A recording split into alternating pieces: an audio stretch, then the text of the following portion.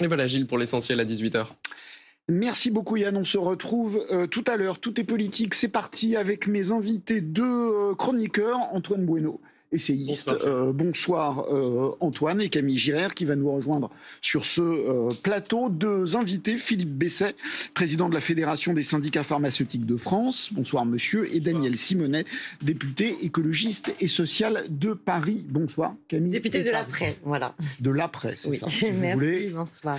Camille est arrivée, éditorialiste politique à France Info Télé. Merci de votre présence. Le projet de loi de financement de la sécurité sociale prévoit donc de davantage faire payer les assurés le reste à charge. Ce qui ne serait pas remboursé passerait de 1 euro à 2 euros pour chaque boîte de médicaments et de 2 euros à 4 euros pour chaque consultation. Ce qui nous amène à nous poser la question, doit-on payer même un peu pour sa santé? Faut-il responsabiliser les Français? Les éléments du débat avec Johan Delra. Pour sauver la sécurité sociale, la ministre de la Santé, Stéphanie Rist, a un mot d'ordre pour les Français, la responsabilité. Concrètement, il va falloir payer davantage pour sa santé, condition indispensable pour amener le déficit de la Sécu de 23 à 17 milliards d'euros. Pour cela, le gouvernement veut notamment doubler les franchises médicales. 18 millions de Français n'en paient pas du tout aujourd'hui. Ce sera toujours le cas l'an prochain. Pour les autres, en revanche, la facture s'annonce plus salée. Un Français sur 3 ne paye pas ses franchises. Les patients les plus fragiles, les personnes mineures, les femmes enceintes, mais les personnes qui le peuvent pourraient participer et faire cet effort pour baisser ce trou de la sécurité. Un effort qui se traduirait par le doublement du reste à charge. Sur les boîtes de médicaments, il passerait de 1 à 2 euros. Chez le médecin, il faudrait aussi dépenser davantage. La participation forfaitaire pourrait passer de 2 à 4 euros. Une mesure qui serait élargie aux consultations chez le dentiste, aujourd'hui exonérées. Enfin, pour les transports sanitaires, il faudrait débourser non plus 4, mais 8 euros. Le plafond annuel pourrait aussi être doublé. Le reste à charge passerait à 100 euros par an contre 50 aujourd'hui. Des mesures qui doivent permettre au gouvernement d'économiser 2,3 milliards d'euros. Mais la bataille dans l'hémicycle s'annonce intense. Les députés les avaient rejetées en commission. Sujet, Johan Delra. Je voudrais qu'on pose le débat. Je sens qu'il y a des partisans des deux thèses à la table. Monsieur Besset, faire payer un peu plus, parce qu'on paye tous avec nos cotisations de toute façon, faire payer un peu plus les usagers, est-ce que vous trouvez ça scandaleux? Oui, je suis contre cette mesure. En effet, il faut effectivement payer plus pour la santé. Ça, c'est exact. Et c'est une nécessité. En fait, là, pour nous, une population vieillissante, on peut estimer que la démographie nous impose d'avoir 15 milliards de plus automatiquement de dépenses de santé supplémentaires par an. Alors, on les prend à qui si on ne les prend pas aux usagers? On les prend très clairement dans les impôts. C'est-à-dire qu'en fait, de mon point de vue, ce qu'il faut faire, c'est deux choses. C'est faire des économies de structure, du juste soin, de la pertinence des soins. Il faut véritablement faire en sorte qu'on consomme le moins possible de façon juste, mais c'est le médecin qui décide. C'est le médecin qui donne les ordonnances. Et en fait, on ne crée pas artificiellement un renoncement aux soins en demandant aux malades de ne pas prendre les médicaments. Donc cette histoire de franchise, c'est en fait un signal, c'est expliqué comme étant une responsabilisation. C'est une responsabilisation de rien du tout. Le malade, il n'y est pour rien. C'est le médecin qui a prescrit et on lui donne exactement les médicaments dont il a besoin. Donc le sujet, c'est d'agir sur la prescription, c'est d'agir sur le fait de ne pas... sur les soignants, sur nous pharmaciens, sur les médecins. Donc vous voulez demander aux médecins de moins prescrire? Oui, Comment vous voulez tout faire? à Vous voulez les obliger, que les médicaments soient donnés pas par boîte, Exactement. mais à l'unité? Non, moi ce qu'on prône, nous, c'est les références médicales opposables, c'est-à-dire de faire en sorte que la Haute Autorité de Santé donne des guides de prescription et qu'on s'y tienne, et que nous, pharmaciens, on soit chargés de contrôler cette prescription par rapport au référentiel, et que donc on arrive comme ça à consommer moins. Mais ça, vous et de avez façon évalué, juste. ça ferait combien de dépenses en moins pour l'assurance maladie? Écoutez, on va arriver là sur le sujet des franchises, on cherche 3 milliards d'euros. Même pas, 2 milliards 3. 2 milliards 3 dans la poche des malades. Et des malades chroniques. Parce qu'en fait, les seuls qui payent, C'est pas. En fait, la ministre a raison. Les gens qui. Attendez, je vous expliquerai. Je voudrais que la parole circule. Oui, mais voilà. Donc je vous dis, je suis contre. Je vous dis pourquoi et je vous dis comment on finance. On finance par la CSG. On finance par ce genre de choses, mais pas par la taxation des malades. Daniel Simonet. Bah, bien sûr que je suis contre. Je trouve ça franchement dégueulasse. Et en fait, les 80 ans de la sécurité sociale, qui a été vraiment un conquis après la Seconde Guerre mondiale, ça faisait partie du programme du Conseil national de la résistance. Et l'idée, c'est les employeurs et les salariés mettent dans une caisse commune une partie du salaire, donc c'est le salaire socialisé, et qui garantit tous les risques de la vie. Et donc, l'accès à la santé doit être gratuit. C'est ça l'idée dont nous sommes héritiers. Et franchement, c'est tout à fait possible. Sauf que là, le gouvernement, plutôt que de se dire, mais pourquoi est-ce que les caisses ont-elles un problème? Bon, il y a quand même 80 milliards d'euros par an d'exonération des cotisations patronales. Peut-être que le problème vient de là. On va essayer de grappiller sur ces franchises-là. Alors, ce que vous avez oublié de rajouter, c'est qu'ils ajoutent en plus des franchises sur le dentaire qui est déjà hors de prix. Boum, on rajoute des franchises sur le dentaire et sur l'appareillage. Bon, non, nous on a un certain nombre de mesures qui permettent d'aller chercher l'argent où il est disponible. Par exemple, une hausse de la CSG sur les revenus du capital à 2%, 4 milliards d'euros. On remet en cause un certain nombre d'exonérations et on est capable de pouvoir avoir un plan de sortie progressif sur toutes ces exonérations, mais on peut d'emblée rajouter 4 milliards d'euros en plus et de ne pas avoir ces franchises. Antoine, sur la question de responsabiliser les patients, et puisque, comme on le sait, si la santé n'a pas de prix, elle a un coût, et que chacun se rende compte, voire participe à ce coût, ça vous choque ou pas ? Ce qui me gêne dans les mesures proposées, c'est que très clairement, elles obéissent à une logique purement comptable. C'est-à-dire que le but de ces mesures... Mais il y a des comptes. Tout à fait. Mais vous pouvez avoir une comptabilité qui correspond à une vision de la santé. C'est-à-dire des mesures qui désengorgent, qui ramènent des sous, pour dire les choses clairement, et clair. Tout en obéissant à des principes de base. Et là, c'est pas ce qui est posé. Les principes de base devraient être de considérer que la santé n'est pas un bien comme les autres. C'est un bien public. C'est-à-dire que vous n'êtes pas propriétaire de votre santé, c'est bien si individuellement vous êtes en bonne santé, et ça concerne la collectivité. Vous ne pouvez pas laisser penser que l'État pense que la santé est un bien comme les autres, puisque là, sur des soldes, sur ce qui coûte des centaines d'euros, il s'agit de faire payer 2 ou 4 euros. On peut être pour ou on peut être contre. Mais on ne peut pas laisser une limitation à 200 euros. Mais soyons très clairs. Les leviers qui sont actionnés là n'ont absolument rien à voir avec les capacités contributives, c'est-à-dire avec le niveau de pauvreté ou de faiblesse des contribuables. Là, c'est une augmentation à l'aveugle, de la même manière que quand vous touchez au taux de TVA, tout le monde, que ce soit Bernard Arnault, payera les mêmes deux. Payera la même chose. Et donc ça, c'est un peu problématique. Ce qui est très intéressant, c'est que Éric Lombard, quand il était à la tête, il était ministre des Finances, de l'économie, il avait proposé, il avait mis sur la table justement cette réflexion. Est-ce qu'il faudrait que les riches, finalement, payent plus leurs médicaments, que cette franchise, par exemple, s'applique aux personnes les plus favorisées en France et pas aux plus défavorisées. Mais à ce moment-là, il y avait par exemple Arthur Delaporte du Parti Socialiste qui n'y était pas favorable parce que ça ouvre un autre débat, qui est un débat aussi assez philosophique, qui est celui du consentement à l'impôt. C'est-à-dire que les Français les plus riches payent déjà plus finalement, ils sont plus taxés. Et donc, pardon, je termine. Et donc, même une partie de la gauche n'était pas favorable à ce que les plus favorisés payent plus cher leurs médicaments, parce qu'il y a cette réflexion sur l'universalité. Il y a une solution dont on parle depuis longtemps, mais qui serait un changement majeur, c'est le panier de soins. C'est-à-dire que vous prenez en charge, pour tout le monde, un certain nombre de soins dont on considère qu'ils sont des soins de base, qu'ils sont absolument indispensables, et on ne regarde pas à la personne qui a besoin de ces soins. Et au-delà de cette prise en charge de ce panier de soins, vous pouvez avoir une différenciation de la prise en charge en fonction des capacités contributives des uns et des autres. Et là, vous avez un système qui est différent du nôtre. Alors moi, je suis franchement pour une santé qui s'occupe de toutes et tous, que ce soit remboursé à 100%. Pour tout le monde. Bien sûr, et qu'on ait vraiment cette... Moi, j'ai bien aimé dans vos propos au début, quand vous avez dit la question de la santé, c'est pas qu'une question de santé individuelle de chacune et chacun, mais c'est une question de santé collective. Bon. Donc, par contre, dans notre modèle de santé, il faut aussi prendre enfin conscience qu'il y a des choses qui ne sont pas faites. Aujourd'hui, en termes de prévention, on ne prend pas suffisamment conscience que le développement des pesticides, les problèmes de pollution, de perturbateurs endocriniens sont une source de développement. On est les champions du cancer, par exemple, et aucune action n'est faite là-dessus pour pouvoir, alors que ça aurait un impact de réduction de nos dépenses de santé si on était moins malade à cela. Bon. Aussi, autre aspect, la question du médicament.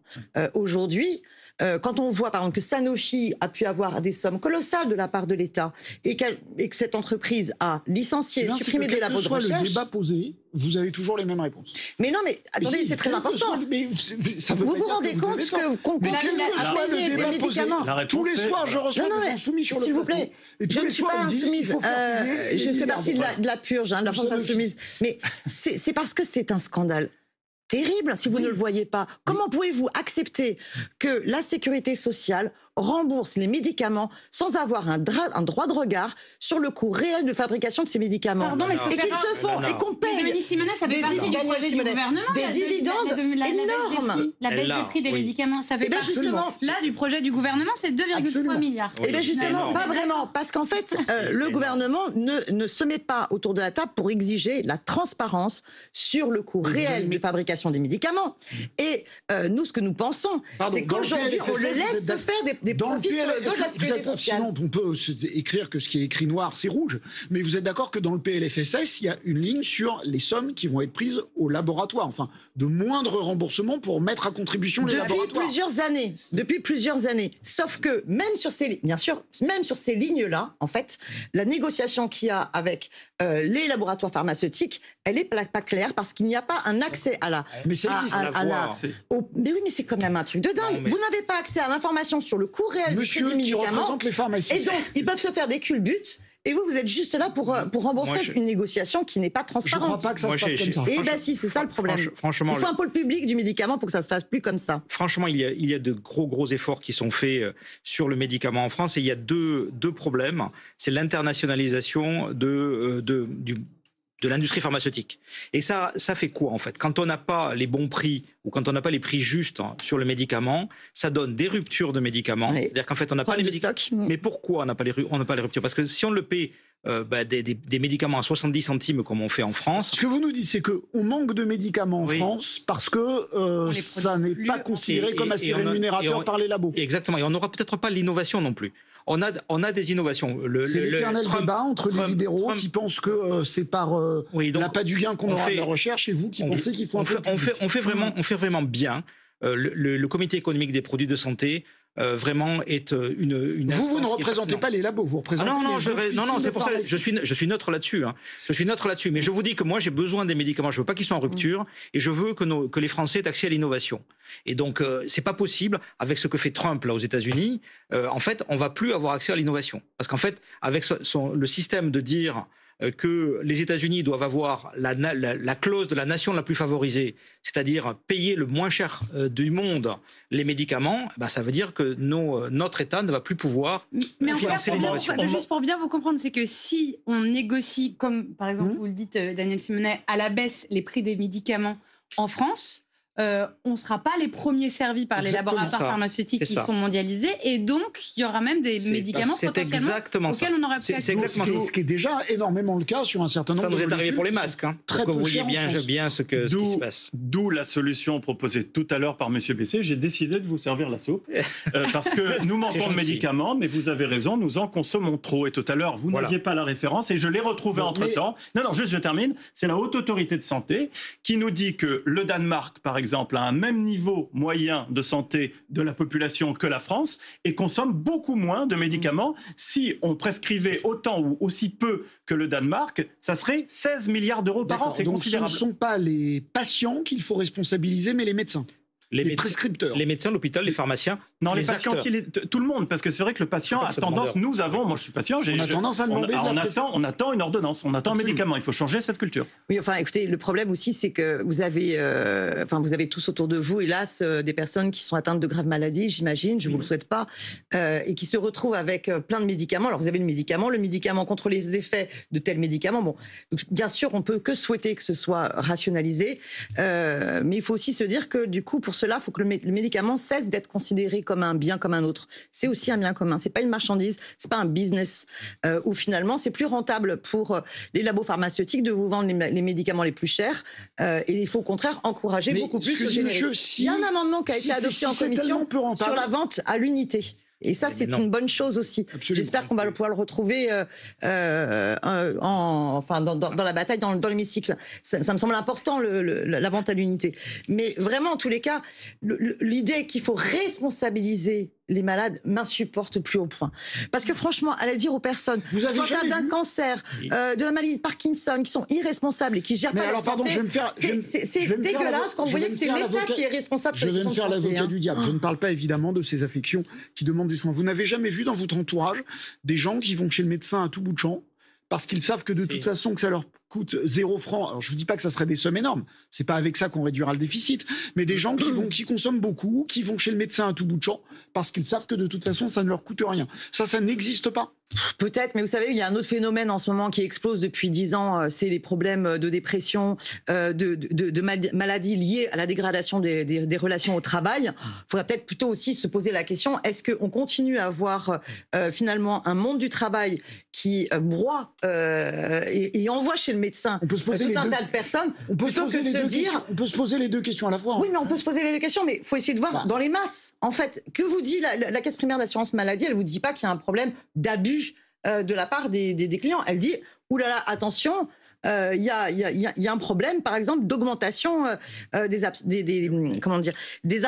de travail liés à des problèmes de dépression, à des problèmes de souffrance au travail. Donc, essayons de regarder un peu les causes.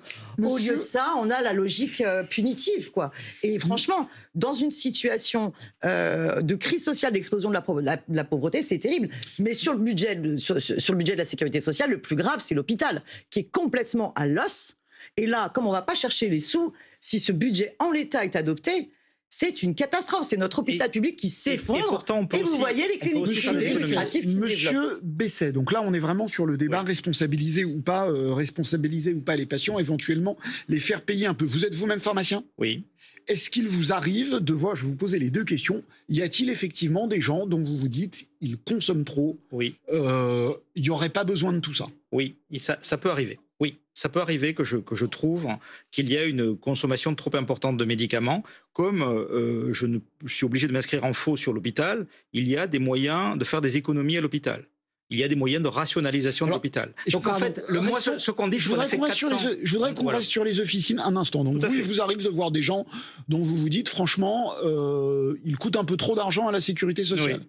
Vous arrive-t-il à l'inverse de voir des gens dont vous voyez que les 1 ou 2 euros de reste, qui sont à quelques euros près et qui ne se soignent pas pour des raisons de santé? Il faut arrêter avec ces 1 ou 2 euros. Les seuls qui vont payer la franchise, ce sont les patients polymédiqués âgés. Polymédiqués, c'est-à-dire quand on est âgé, on a de l'arthrose, on a une maladie cardiovasculaire, on consomme... Non, là, si le PLFSS est adopté tel quel, ça sera sur tout le monde. Si je vais chez le médecin, j'aurai 2 euros de reste à charge. Mais vous n'y allez pas. Mais en vrai, vous n'y allez pas. En vrai, moi non plus. Non, pardon. Vous y allez une fois accidentellement et vous allez payer 2 ou 3 euros et c'est très bien, moi aussi. Les gens qui vont vraiment payer les franchises, ce sont les gens que je vois tous les mois, qui ont des ordonnances tous les mois, parce que ce sont des patients chroniques. Et ce sont des patients âgés. Est-il vrai, beaucoup de gens disent, si on met des franchises médicales, il y aura des gens qui ne se soigneront pas. Est-ce que c'est vrai ou pas? Oui, c'est vrai. Oui, c'est vrai, parce qu'ils me le disent. Et c'est dramatique, parce qu'ils n'y sont pour rien. Donc c'est dramatique, parce qu'ils n'y sont pour rien. Donc vraiment, c'est une mauvaise idée. Et je reprends... J'ai mis sur mes réseaux sociaux la déclaration de François Bayrou à l'époque où il était contre. Il explique très bien pourquoi il faut être contre au moment où il a pris la mesure en juillet. Alors que franchement, et c'est logique d'être contre. C'est logique parce que Madame la députée l'a rappelé tout à l'heure. Le principe de la sécurité sociale, c'est on cotise selon ses moyens et on consomme selon ses besoins. On ne peut pas discuter ce principe, après tout, l'universalité, de mettre des remboursements sous condition de ressources. Alors je sais qu'il y a déjà l'impôt qui est progressif, mais de se dire à partir d'un certain niveau de revenu, franchement, votre boîte d'antibiotiques, vous n'avez pas besoin de vous n'avez pas besoin de vous la faire rembourser. Alors que si vous avez des faibles revenus, vous la faites rembourser. Est-ce que ça serait une entorse à l'universalité qui serait si ça pose un problème. Ça pose un problème de consentement à l'impôt, c'est-à-dire qu'il va y avoir un discours qui sera celui de dire déjà que certaines personnes payent plus d'impôts, si en plus elles sont moins remboursées sur les frais de santé, c'est tout le sujet. Le niveau de cotisation, surtout des gens qui gagnent bien leur vie, est très élevé. À noter que tout ça ne fait pas réduire les frais de santé. Ça ferait réduire les frais de l'assurance maladie. Les frais de santé, c'est ce qui est consommé par les impôts, par les biens communs ou par les cotisations sociales, mais c'est aussi ce qu'on paye nous-mêmes. Nous sommes à 12% du PIB en frais de santé en France. Les Américains, qui ont un système de protection sociale beaucoup plus dégradé que le nôtre, sont à 17% du PIB dans la santé. C'est-à-dire qu'en fait, quand on laisse faire les gens, ils consomment de la santé. Donc, faut pas croire que c'est parce qu'on va faire cette mesure qu'on va réduire les frais de santé. Les gens vont juste le payer eux-mêmes. Les gens, ils consomment de la santé. Qu'est-ce que vous voulez dire? Plutôt que c'est l'offre de santé qui crée la demande? Non, plutôt que la voiture, plutôt que leur appartement, plutôt que les vacances, etc., ils consomment de la santé. Aux États-Unis, ils consomment 17% en France. du PIB. En France, justement, on essaie de réguler. L'assurance maladie essaye de faire le mieux qu'elle peut le juste soin. Et il y a beaucoup de marge d'amélioration dans la prévention, ça a été dit, dans la gestion de l'hôpital, c'est clair, dans la numérisation, dans mon espace santé, dans le partage de connaissances. Il y a beaucoup on a fait 400 pages de rapport du HCAM, du Haut Conseil pour l'avenir de l'assurance maladie, sur les pistes à suivre. Il n'y a pas une ligne sur la franchise, hein. On ne l'a pas proposé. Hein. Sans se faire rembourser, certains disent, pour qu'on se rende compte qu'il y a un coût, il faudrait que les patients déboursent tout ou partie de ce qu'ils doivent payer, quitte à être remboursés. Mais ce qui est compliqué et ce qui déresponsabilise, même si vous n'aimez pas le mot, c'est que comme on vous donne la boîte, vous avez l'impression que c'est gratuit. L'idée de faire avancer une partie de la somme à l'usager, quitte à ce qu'il soit remboursé après, est-ce que ça vous paraît une bonne idée? Mais non, mais quand on voit comment la pauvreté a explosé dans ce pays, je veux dire, avoir ça en tête, ne serait-ce qu'une seconde, c'est vraiment vivre à côté de la plaque, quoi. Parce que oui, le renoncement aux soins dans ce pays, ça existe. Des gens qui sont dans une situation de précarité terrible, ça existe. Et vous avez d'ailleurs le retour d'un certain nombre de maladies qu'on croyait ne plus connaître. Je veux dire, vous prenez la question, par exemple, du VIH, le fait que les personnes soient dans une précarité, c'est la prévention qui n'arrive pas à accéder. Et quand le VIH est repéré, pour pouvoir suivre le traitement, c'est compliqué. Et donc, on a une résurgence des cas de sida. On voit là l'époque dans laquelle on est aujourd'hui, ce qui est complètement déplorable alors qu'on pourrait en finir avec le VIH. Et dans une situation pareille, se dire « c'est le problème de la responsabilisation », on est à côté de la plaque. Voilà. Il faut permettre la gratuité des médicaments. Et par contre, oui, pourquoi est-ce que c'est le médecin qui est capable de savoir si ces médicaments sont nécessaires ou pas. Justement. Vous êtes malade, on vous dit il faut prendre ces médicaments. Quelle connaissance? Pourquoi c'est vous qu'on doit vous responsabiliser? C'est ce que monsieur... Moi, j'ai pas fait les études de médecine. Si on me dit il faut prendre ces médicaments-là, je les prends. Antoine. Et c'est ça ma responsabilité, c'est de me soigner. Et pas de me faire culpabiliser sur le fait qu'on se soigne. Cette logique de faire culpabiliser les malades est irresponsable en termes de politique de santé publique. Il faut avoir très clairement en tête que, compte tenu de l'augmentation des besoins de santé, notamment du vieillissement de la population, de toute façon, le poids de la santé dans l'ensemble du PIB va augmenter. Voilà. Et voilà. Et donc, c'est un débat qu'il faut absolument avoir sur ce plateau et puis surtout dans l'ensemble de la société, parce que il faut savoir si ces dépenses-là, elles doivent être socialisées. Elles peuvent être socialisées soit par les cotisations, soit par l'impôt, ou bien individualisées. Et ça sera forcément un mix des deux qui sortira inévitablement. Non, pas forcément. Merci. La socialisation, elle permet une vraie solidarité. Et je pense que ce modèle-là... on fait les 80 ans de la Sécu et c'est ce que nous souhaitons. Voilà, défendre le droit à la santé. Mais il faudra faire des choix. Les choix, c'est de mettre à contribution. Il y a quand même l'alerte de la Cour des comptes avec là des déficits qui se creusent de la sécurité sociale. Donc il y aura un débat politique à avoir. Mais c'est ce qu'on a. Pour trouver cet équilibre. Exactement, sauf qu'il faut que le gouvernement accepte et que les parlementaires reconnaissent la nécessité d'arrêter d'exonérer de cotisations les entreprises à tour de bras. C'est 80 milliards par an que l'on perd. Et au contraire, se dire, oui, quand on taxe le capital... Je ne suis pas sur cette solution. Je suis pas trop sur cette solution. Ils peuvent sauver la Sécu. Oui, mais sauver la Sécu, sauver notre hôpital public, c'est un vrai projet de société derrière. Je pense qu'il y en a beaucoup qui sont pour sauver l'hôpital public. La question, c'est comment on y parvient. Non, le gouvernement ne veut pas sauver l'hôpital public. Non. Si. Quand le gouvernement se débrouille pour qu'il n'y ait pas les recettes, par exemple, est d'accord pour sauver l'hôpital public, mais pas de la même manière que Exactement. Vous. Voilà, c'est ce que je voulais Merci beaucoup pour ce premier débat. Merci Daniel Simonet d'être passé nous voir. Merci Philippe Besset. On va ouvrir un autre débat philosophique suite au budget. On ne pensait pas que le budget, comme ça, était porteur de questions philosophiques. La question est la suivante. Y a-t-il une bonne et une mauvaise richesse ?